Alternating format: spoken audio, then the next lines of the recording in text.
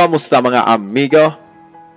Naging maingay ang pangalan ni Dwight Howard dahil sa kanyang pag-workout sa Golden State Warriors na umaasa nga siyang makakabalik na sa NBA.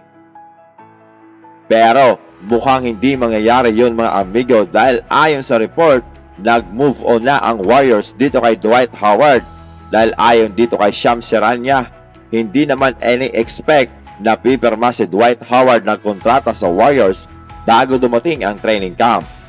Dahil pa ni Anthony Slater, ang priority ng Warriors ay kumuha ng extra wing player sa pagpasok ng training camp.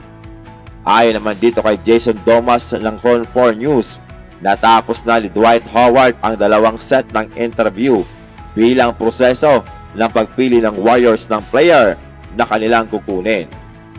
Ngunit ayon dito kay Kendra Andrews sa NBA Today, ay tinitingnan lang daw ng Warriors si Dwight Howard bilang isang another player na nagwo-workout sa kanila at walang garantiya kung siya nga ay pipirma ng kontrata.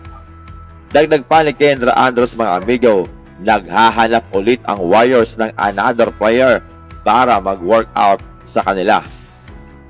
Kahapon mga amigo ay lumabas ang report na within 24 hours ay ma-trade na nga si Damian Lillard.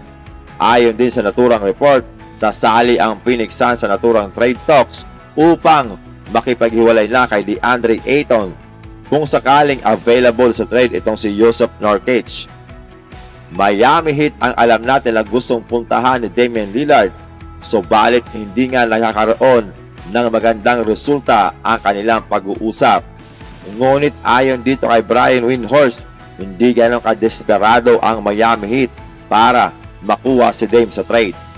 Kapag hindi nila nakuha si Damian Lillard ay willing naman daw ang Miami Heat na maghintay ng another star player at gustong mag-stick sa kanilang kasalukuyang roster dahil nakaabot naman daw sila sa NBA Finals at ang kanilang mga batang manglalaro ay mas lalo pang gumagaling.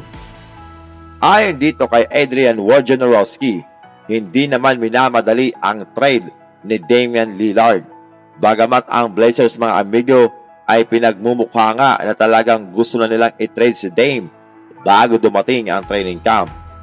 Dagdag pa ni Woods, hindi na nag-uusap pa ang Miami Heat at Blazers patungkol sa trade dito kay Damian Lillard, meaning ibang team ang talagang active para makuha si Dame.